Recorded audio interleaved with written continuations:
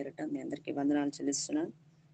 ఈరోజు వాక్య భాగ్యాన్ని మనం కీర్తనలు 34వ అధ్యాయం 4వ వచనాన్ని ఒకసారి చూసుకున్నామండి. నా వాయిస్ వినపడుతుంది కదండి అందరికీ? ఓకే. 34వ కీర్తన 4వ వచనం. నేను యెహోవా వద్ద విచారణ చేయగా ఆయన నాకు ఉత్తరం ఇచ్చెను. నాకు కలిగిన భయములన్నిటిలో నుండి ఆయన నన్ను తప్పించెను. చిన్న ప్రార్థన చేసుకున్నామండి. పరిశుద్ధుడ మహోన్నతుడ నీకు వందనాలు స్తోత్రాలు స్తుతులు చెల్లిస్తున్నాం దేవా. అయ్యా ఇవే కోజామి నాయన ప్రభ, అయ్యా నిన్ను కూర్చిన ఆయన ప్రభ, కొన్ని మాటలు ఆయన ప్రభ మేము ధ్యానించడానికి అయ్యా నాయన మీరు మాకు ఇచ్చిన సమయాన్ని బట్టి మీకు స్తోత్రాలు. పనికిరాని నన్ను జ్ఞాపకం చేసుకొని అయ్యా నీ మాటలు నాయన ప్రభ మాకు వినిపింపచేయండి. అయ్యా వినడానికి నాయన మేము సిద్ధంగా ఉన్నాం దేవా. అయ్యా నాయన ప్రభ మీరే మాతో మాట్లాడమని, మా ఆత్మీయ జీవితాన్ని మీరు కట్టమని ప్రార్థిస్తూ, విశ్వాసంలో మమ్మల్ని బలపరచండి, ఉన్నత స్థితిలో మమ్మల్ని నుంచి నడిపించమని ప్రార్థిస్తూ యేసయ్య పరిశుద్ధమైన నామములో ఈ ప్రార్థన సమర్పించి వేడుకొని పొందినాం మా తండ్రి. ఆమేన్. ఈ కీర్తనలో మనం ఒకసారి చూసినట్లయితే దావీదు అహిమెలెకు ఎదుట బెర్రివాని వలె ప్రవర్తించి తోలు వేయబడినప్పుడు రాసినటువంటి కీర్తన. సో ఈ కీర్తన ఆయన దేవుని మొదటిగా స్తుతిస్తూ, తర్వాత నేను యెహోవా వద్ద విచారణ చేయగా ఆయన నాకు ఉత్తరం ఇచ్చెను. నాకు కలిగిన భయములన్నిటిలో నుండి ఆయన నన్ను తప్పించెను. మనం ఒకసారి మొదటి సామువేలు గ్రంథము 21 నుంచి 21, 22, 23 అధ్యాయాలు ఒకసారి మనం ధ్యానించినట్లయితే 21వ అధ్యాయంలో మనకు తెలిసినటువంటి ఒక సందర్భం అండి. ఆకీషు రాజు ఎదుట దావీదు వచ్చినప్పుడు అంట ఆకీష్ రాజు దావీదుని చూసి ఇతడు దావీదు వేల కొలది సౌలు వేల కొలది దావీదు 10,000 కొలది హతము చేశానని ఇతని గురించి రాయబడినది కదా అన్నప్పుడు దావీదు ఆకీష్ రాజునకు బహుగా భయపడానంట.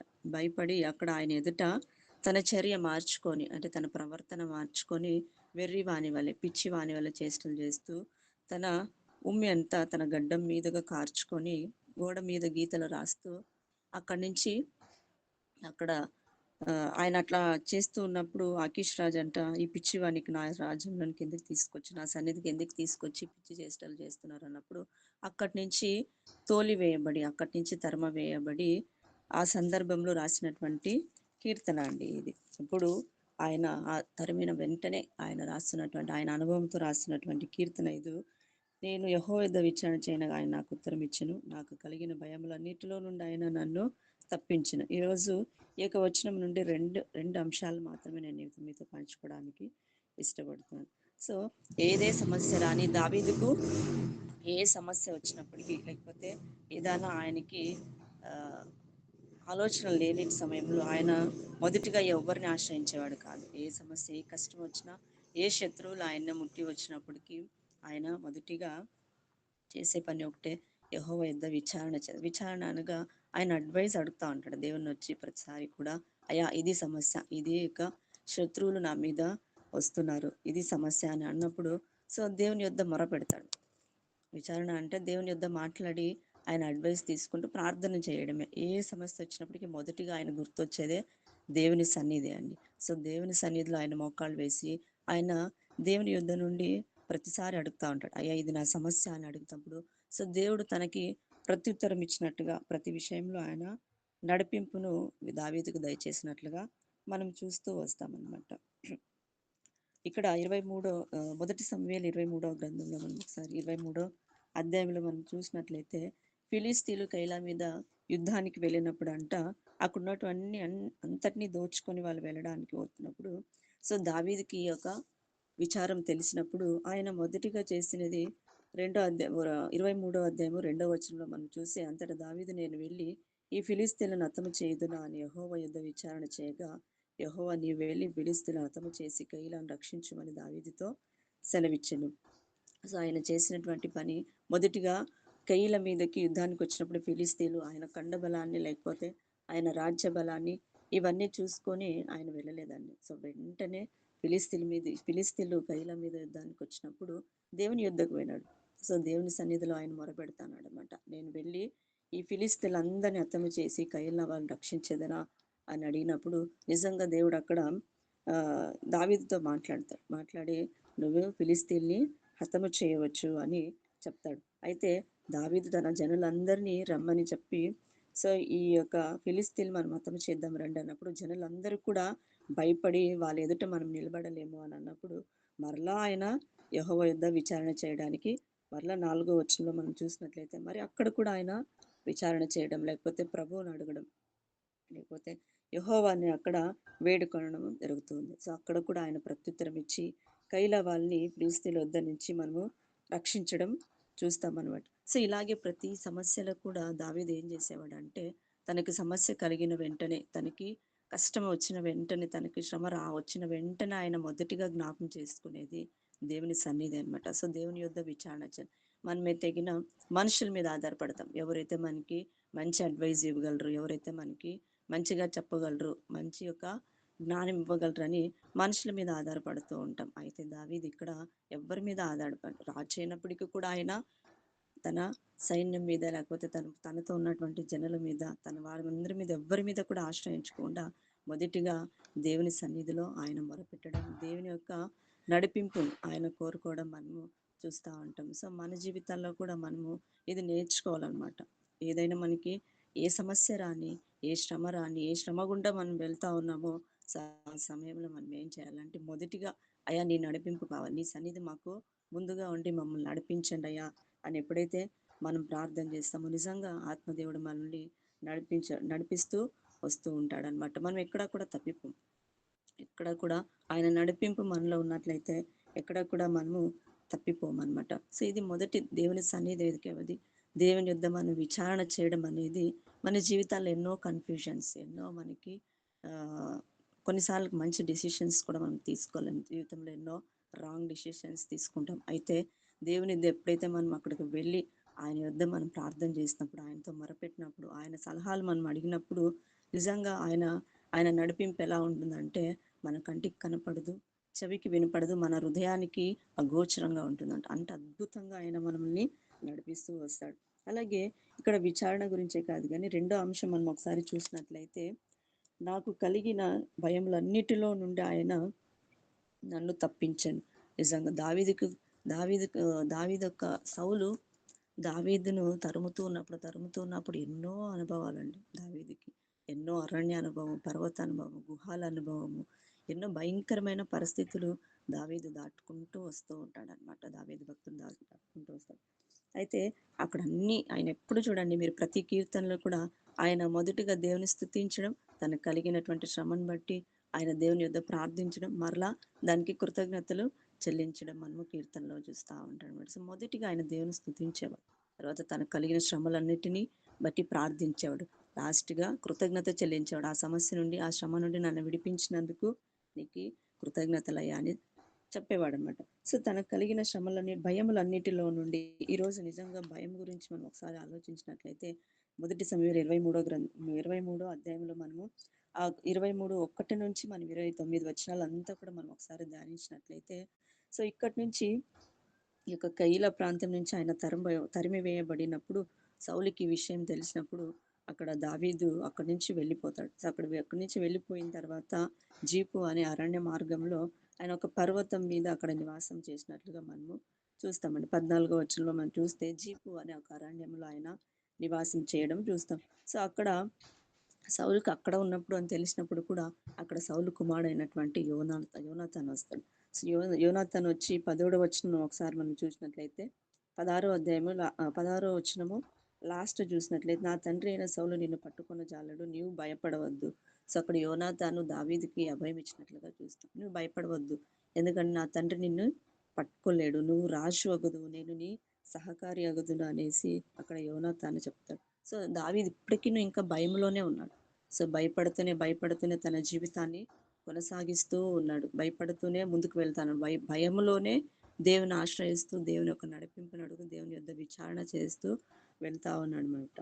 సో భయం అనేది ఈ రోజులో చాలా భయంకరంగా మనలో వ్యాపిస్తుంది. చిన్న చిన్న వాటికి భయపడిపోతా ఉంటాం. చిన్న చిన్న వాటికే మనము భయపడి మన విశ్వాసతను కోల్పోయి చిన్న విషయాలకు, చిన్న శ్రమ వచ్చిన వెంటనే మనము దేవుని మీద సనుక్కోవడం, లేకపోతే దేవుని మీద మనము ఆశ్రయించకుండా ఇదేం దేవుడులే, ఎన్ని చేసినా, ఎన్ని ప్రార్థనలు చేసినా, ఎన్ని వాక్యాలు చదివినా, ఎన్ని మీటింగ్స్ విన్నా, ఏది విన్నా కూడా అన్ని ఏది కూడా నా జీవితంలో పనిచేయలేదని కొన్నిసార్లు నిరాశ మనల్ని కమ్ముకొని వస్తుంది, నిస్పృహ మనల్ని కమ్ముకొని వస్తుంది. సో, కొన్ని విషయాల్లో మనం భయపడిపోతా ఉంటాం. చాలా విషయాలను బట్టి మనం భయపడతాం. కొన్నిసార్లు ధైర్యవంతులుగా ఉంటాం. దేవుడు నా పక్షాన ఉన్నాడని చాలా ధైర్యంగా ఉంటాం. అయితే కొన్నిసార్లు చిన్న విషయానికి, చిన్న సమస్య రాగానే, చిన్న గొడవలు రాగానే, చిన్న మనస్పర్ధ రాగానే భయపడిపోతా ఉంటాం. సో, ఏ శత్రువు ఎప్పుడు మన మీద యుద్ధానికొస్తారు. ఏ శత్రువు మన మీదకొచ్చినప్పుడు చిన్న చిన్న వాటికే భయపడిపోతా ఉంటాం. సో, దావీదు కూడా చాలా భయంలోనే ఆయన జీవితాన్ని ఇక్కడ కొనసాగిస్తూ వస్తాడు. అయితే దేవుణ్ణి ఆశ్రయించినప్పుడంట ఆయన భయపడకుండా ధైర్యంగా ఉన్నాడనమాట. సో, దావీదు భయపడి చాలా అంశాలు ఆయన భయపడుతున్నప్పుడు దేవుని ఆశ్రయించినప్పుడు అంట అక్కడ నిజంగా జీపీలంతా కూడా సౌలు యొద్దకు మరలా వెళ్ళి చెప్తారు, అయ్యా ఇక్కడ మా యొద్ద దావీదు దాగుకొని ఉన్నాడు, పర్వతం మంది ఈయన దాగుకొని ఉన్నాడు, ఈయన తీసుకొని వచ్చి మీ దగ్గరికి అప్పగిస్తాం, మీరు ఒక్కసారి రండి అని సౌలుని అడిగినప్పుడు సౌలు నిజంగా అక్కడి నుంచి వెళ్ళిపోయి దావీదుని వెతకడానికి వస్తాడనమాట. ఆ అరణ్యంకి వచ్చినప్పుడు సరే అక్కడ పిలిస్తే వచ్చినప్పుడు సౌలు ఒక దావీదు అక్కడ కూడా ప్రార్థన చేస్తూ ఉంటాడు. సో, ప్రార్థన చేస్తూ ఉన్నప్పుడు ఆయన ఆ సమస్య నుంచి కూడా విడిపింపబడతాడు. భయంలో కూడా విడిపింపబడి ఆయన ఎప్పుడైతే దావీదు వద్దకు వచ్చినప్పుడు సో, అక్కడ ఉన్నటువంటి మరలా సౌలు ఒక జనులు వచ్చి సౌలుకి చెప్తారు, అయ్యా మన మీదికి ఫిలిస్తీన్లు దండి ఎత్తి వచ్చినారు, మన దేశంలో జరబడి ఉన్నారు, అయ్యా రండి అన్నప్పుడు సౌలు నిజంగా అక్కడ దావీదుని విడిచిపెట్టి ఆయన తరుముట మాని వెనక్కి వెళ్ళిపోతాడంట. సో, వెనక్కి వెళ్ళిపోయిన తర్వాత ఆయన నిజంగా అక్కడ కాబట్టి 29 వచ్చిన మనం ఒకసారి చూస్తే 28, 29 ఒకసారి మనం చూస్తే సౌలు దావీదును తరుముట మాని వెనుకకు తిరిగి ఫిలిస్తీయులను ఎదుర్కొనబోయాను. కాబట్టి సెలమా లేకోతు అని ఆ స్థలమునకు పేరు పెట్టబడను. సెలమా లేకోతు అంటే దానికి అర్థం ఏమంటే భయ విముక్తి అండి. ఆ స్థలానికి భయ విముక్తి అంటే దావీదు చాలా భయంగా అక్కడ ఆ అరణ్యంలో జీవిస్తూ వచ్చాడు. అక్కడ ఉన్నాడు. అయితే ఎప్పుడైతే దేవుని ఆశ్రయించాడో, దేవుని యొద్ద విచారణ చేశాడు, ఎప్పుడైతే దేవునితో ప్రార్థన చేశాడో అప్పుడు దేవుడు సౌలు నుంచి దావీదుని తరుముట విడిచిపెట్టేది మానివేశాడనమాట. సో, అప్పుడు ఆ స్థలానికి సెలమా లేకోతు అని పేరు పెడతాడు దావీదు. సో, భయ విముక్తి, ఈ యొక్క భయము నుంచి నన్ను విడుదల కలిగజేశాడు దేవుడు, నన్ను విడుదల కలుగజేశాడు అనేసి ఆ భయ విముక్తి అని దానికి పేరు పెడతాడు. నిజంగా మన జీవితాల్లో ఎన్నో విషయాలకి మనం భయపడిపోతా ఉంటాం అనమాట. సో, భయం మనం ఆవరించినప్పుడు మనకి ఏది కూడా కొన్నిసార్లు తెలియదండి. ఏం చేయాలో కొన్నిసార్లు తెలియదు. వాళ్ళ దగ్గరికి వీళ్ళ దగ్గరికి వెళ్తాం, వాళ్ళ అడ్వైస్ వీళ్ళ అడ్వైస్ అడుగుతూ ఉంటాం. అయితే ఎప్పుడైతే దేవుని ఆశ్రయించామో, దావీదు దేవుని ఆశ్రయించాడో తనకు కలిగినటువంటి భయములన్నిటిలో ఉండి, దాన్ని బట్టే కీర్తన రాస్తా ఉన్నాడు, నాకు కలిగిన శ్రమ భయములన్నిటిలో ఉండి ఆయన నన్ను తప్పించెను. నిజంగా ఒక ఆ సన్నివేశాన్ని నుంచి దేవుడు తప్పించినట్టుగా దావీదుని చూస్తా ఉన్నాం.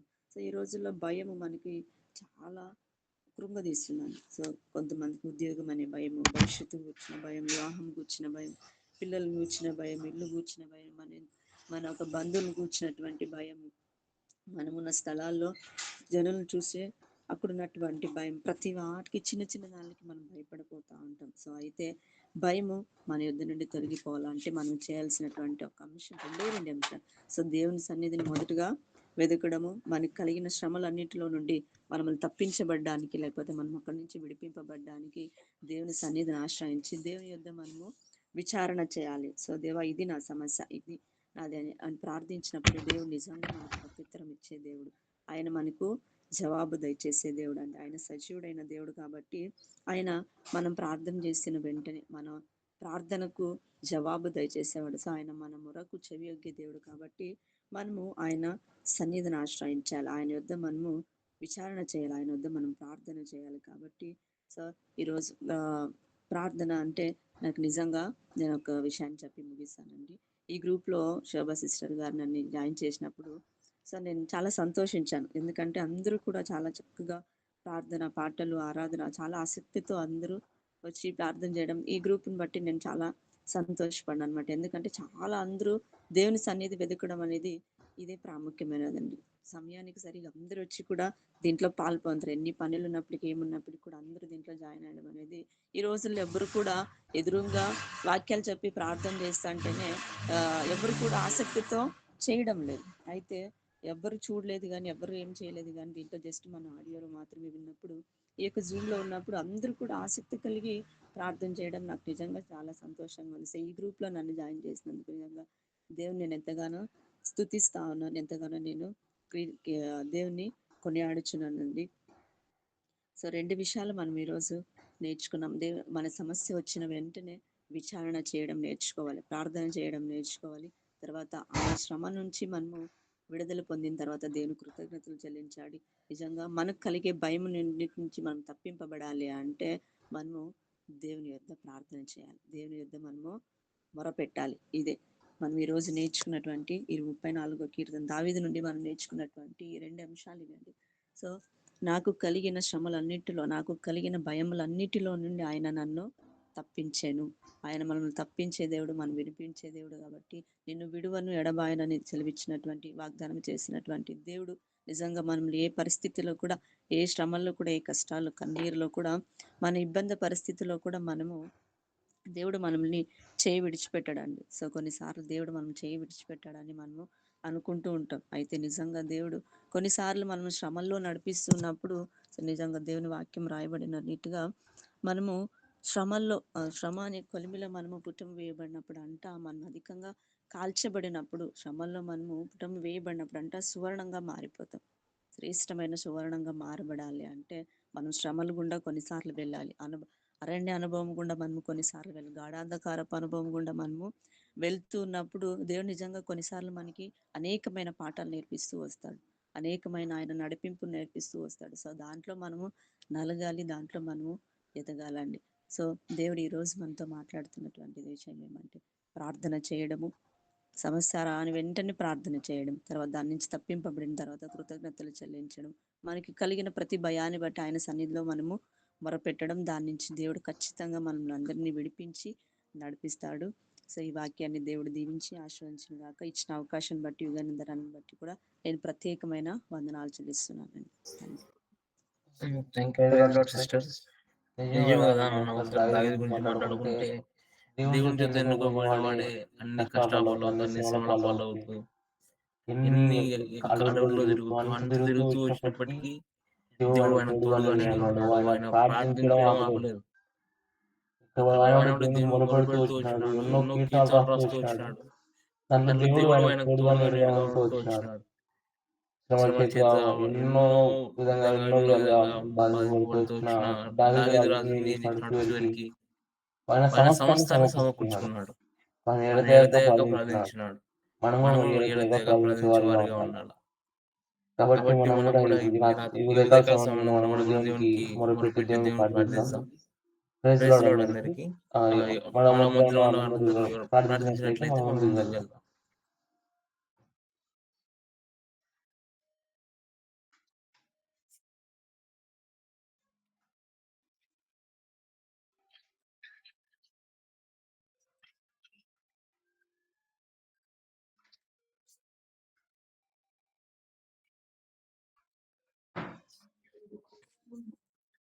పరిశుద్ధమైన తండ్రి, కృపగల దేవ, మీకు వేలాస్తులు స్తోత్రాలు చెల్లిస్తున్నాను తండ్రి. ఉదయకాల సమయంలో తండ్రి మేము బాధనే చేరుచుండగా తండ్రి, మీరు మాతో మాట్లాడిన మాటలను బట్టి మీకు వేలాస్తులు స్తోత్రాలు చెల్లిస్తున్నాను తండ్రి. తండ్రి మీరు మాతో మాట్లాడుతూ వచ్చిన తండ్రి, దావిడ పడిన శ్రమల గురించి నేను తండ్రి, నన్ను మీరు ఆయన తోడుగా నీడగా ఉన్న విధానాన్ని బట్టి మీకు వేలాస్తులు స్తోత్రాలు చెల్లించుకుంటున్నాను తండ్రి. మేము కూడా నేను తండ్రి ఎన్నో శ్రమల పాలవుతూ వస్తున్నాను నేను తండ్రి. అయినప్పటికీ నేను తండ్రి మేము దూరంగానే ఉంటూ వస్తున్నాను తండ్రి. మా ఇళ్ళని కుంపను చూపించున్నాను తండ్రి. ఆయన తండ్రి మేము కూడా నేను తండ్రి దావిదోడు నేను తండ్రి దగ్గరగా సాయం చేయండి నేను తండ్రి. నాకు కూడా సంపూర్ణమైన ఆశీర్వాదాలు దయచేయండి. మీకు రాస్తులు స్తోత్రాలు చెల్లించుకున్నాను నేను తండ్రి. నేను తండ్రి ఎంతో మంది ప్రార్థన అవసరాలతో వచ్చినారు తండ్రి. వారు కూడా ప్రార్థన అవసరాలు తీర్చేయండి నేను తండ్రి. తండ్రి ఆశగల ప్రాణాన్ని తృప్తిపరిచే దేవుడు నేను తండ్రి. స్తోత్రాలు చెల్లించుకున్నాను తండ్రి. అలాగే తండ్రి ఈ కూడి గంటలను తండ్రి మీరు తోడుగా నీడగా ఉంటూ సాయం చేస్తున్నామని యేసుక్రీస్తునామములో నమ్ముకున్న తండ్రి. ఆమేన్. ఆమేన్.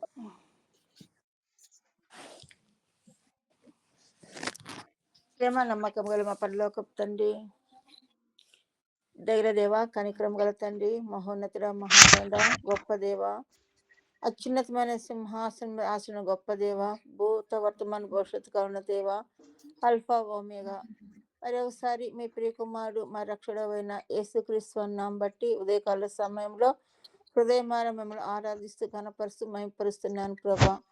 తండ్రి, మీరు మమ్మల్ని జ్ఞాపకం చేసుకొని మరి జగత్ పునాది వేయపడక మునిపే మీ అనాది సంకల్పం చొప్పున నన్ను మమ్మల్ని రక్షించుకున్న మీ ప్రేమ కనికరాలను బట్టి వందనాలు చెల్లించుకుంటున్నాను. మరి ఒక నూతన దినాన్ని మా జీవితంలో మీరు అనుగ్రహించి ఈ విధంగా సమకూడటానికి మీరు ఇచ్చిన కృపల బట్టి వందనాలు అయ్యా. మీరు ఇచ్చిన లేఖన భాగాలను బట్టి వందనాలు చెల్లించుకుంటున్నాను. దావీదు కలిగిన తన పరిస్థితులన్నింటిలో మరి నేను మీద విచారణ చేసినప్పుడు తన భయాలన్నింటిని ప్రభా మీరు దూరపరిచిన దేవుడు ప్రభా. కీర్తన 34:4 బట్టి వందనాలు. అవును తండ్రి, మేము కూడా మా ప్రతి పరిస్థితుల్లో సనుకోకుండా మీద విచారణ చేసేవారంగా, అది ఎలాంటి సమస్య అయినా సరే ప్రభా మీద విచారణ చేసేవారంగా అయ్యా ఉండగలగటానికి ప్రభా కృప చూపుతూ రావాల్సిందిగా ప్రార్థిస్తున్నాను. ఎందుకంటే మీరు మా దేవుడు, మా ప్రభుడు అయ్యా. మీ యొద్ద నుంచే మాకు సమాధానము సహాయం రావాలి కనుక ప్రభా ఎల్లప్పుడూ మీ యొద్ద విచారణ చేయటానికి, మీ యొద్ద గురి కలిగి ఉండటానికి, మీ సన్నిధిలో ప్రార్థించడానికి, ధైర్యంగా ఉండటానికి, నిబ్బరమైన మనసు కలిగి ఉండటానికి ప్రభా మీరే కృప చూపుతూ రావాల్సిందిగా ప్రార్థిస్తున్నాను ప్రభా. వందనాలు. ఎంత గొప్ప దేవుని మేము కలిగి ఉండగలగటానికి మీరు ఇచ్చిన కృపల బట్టి వందనాలు చెల్లించుకుంటున్నాను. ఉదయకాలం మరి టీంలో జాయిన్ మా ప్రియులందరూ బట్టి వందనాలు. ఇది నా ప్రభ మా ప్రియులక్కర్లు నా అవసరతలు తీరుస్తూ రావాల్సిందిగా ప్రార్థిస్తున్నాను. ఈ దినం అంతా కూడా ప్రభ మీ కృప చూపించు. ముఖ్యంగా తండ్రి ఈ దినం మరి ముంగమూరులో జరుగుతున్నటువంటి నైనా అక్కడ మరి స్పెషల్ కొడుకులన్నింటిలో కూడా ప్రభ మీటింగ్లో సహాయం చేయండి. నిలబడుతున్న దాసుని అభిషేకించండి అయ్యా. మరి బాప్తీసాల్లో కూడా ప్రభ సహాయం చేస్తూ రావాల్సిందిగా ప్రార్థిస్తున్నాను. ముఖ్యంగా మరి ఈ దినాల్లో మరి క్రిస్మస్ సందర్భంగా ఆయా ప్రాంతాలు గాస్పల్ మీటింగ్లు అన్నింటిలో కూడా ప్రభా సహాయం చేయండి.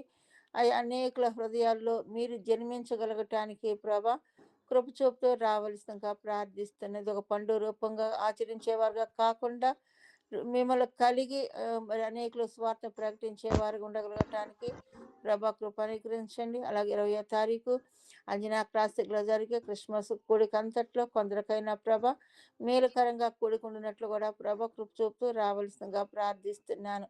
తండ్రి సహాయం చేయండి తండ్రి, వందనాలు. అలాగే CCM అలాగే CCH కూడా రివైవల్లో సహాయం చేయండి. అనేకులు జాయిన్ అయ్యి అనేకులు ప్రార్థనాపరులుగా తీర్చిదిద్దుతూ రావాల్సిందిగా ప్రార్థిస్తున్నాను ప్రభా. వందనాలు. అదే సమయంలో యాప్రాలు నాగారు గట్కేశ్వర్ మినిస్ట్రీని కూడా ప్రభ జ్ఞాపకం చేసుకుంటూ రావాల్సిందిగా ప్రార్థిస్తున్నాను. ఉత్తరప్రదేశ్లో మరి సేవకులు మిషన్లు జ్ఞాపకం చేసుకోండి అయ్యా. పరిస్థితులు వెళుతున్నారయ్యా. మరి మీ కృపా కటాక్షాలు చూపుతూ రావాల్సిందిగా ప్రార్థిస్తున్నాను ప్రభ. అనాథమైన బిడ్డలు ముట్టండి. స్వస్థ బోయిజ బ్రదర్ని, మలేసియాని, అనితాని సిస్టర్ని కూడా ప్రభ ముట్టి శ్రీశైలం గారిని ముట్టి సంపూర్ణమైన ఆరోగ్యం దయచేయవలసిందిగా ప్రార్థిస్తున్నాను. అలాగే టీంలో ఉన్నటువంటి మా అవస్థతలు, మా బిడ్డల విషయంలో, మా కుటుంబాల విషయంలో, పరిచయలో కూడా ప్రభ మీరే చానంత దేవుడుగా ఉండి నడిపిస్తూ రావాల్సిందిగా ప్రార్థిస్తున్నాను. మమ్మల్ని నూతన సంవత్సరానికి నూతన వాగ్దానాలు కూడా ప్రభ సిద్ధపరుస్తూ రావాల్సిందిగా ప్రార్థిస్తాను. ఈ దినమంతట్లో కూడా ప్రభ మా మీద దృష్టించి మాకు ఆలోచన మనసు మార్గాన్ని మా బోధించండి. రకరకాల మనుషుల మధ్య ఉంటున్నాం ప్రభ, వాళ్ళ మధ్య మేము జ్యోతుల్లాగా ఉండగలగటానికి ప్రభ మాకు సహాయం చేస్తూ రావాల్సిందిగా ప్రార్థిస్తూ తండ్రి ఉదయకాల సమయంలో నన్ను కూడా నా కుటుంబాన్ని జ్ఞాపకం చేసుకోమని, మా పిల్లలందరినీ కూడా జ్ఞాపకం చేసుకోవాల్సిందిగా ప్రార్థిస్తూ ప్రభు యుగంధర బ్రదర్ని బట్టి మరి వాక్యించిన సిస్టర్ని బట్టి లీడ్ చేసిన బ్రదర్ని బట్టి కూడా మీకే వందనాలు స్తోత్రాలు చెల్లించుకుంటూ రాజ్యము ఘనత మహిమ ప్రభావాలు మీకే ఆరోపిస్తూ మా ప్రభును రక్షుడవైన యేసు క్రీస్తు నామం బట్టి స్తుతించి ప్రార్థించి అడిగి వేడుకొంచున్నాను తండ్రి. ఆమెన్.